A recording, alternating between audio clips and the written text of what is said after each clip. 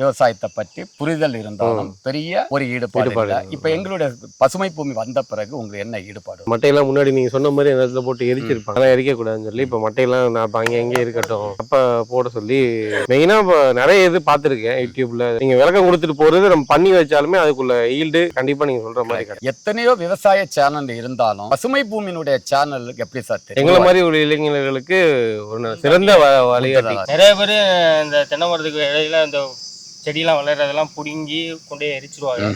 நீங்க சொன்னீங்க நீங்க உழுவவே கூடாது, அதை சுத்தி இதெல்லாம் இவ்வளவு பண்ணணும், அதெல்லாம் இங்க வந்ததுக்கு அப்புறம் தான் எனக்கே தெரியும். நீங்க சொன்னதாச்சு இவ்வளவு தெரிஞ்சிருக்கு. இதுதான் உரம். ஆமா. அப்ப உங்களுக்கு பயனுள்ளதா இருந்தது. ரொம்ப நீங்க என்ன சொல்ல வரீங்கன்னா மண்புழு இதுவாக நம்மளா தான் தயாரிக்கணும்.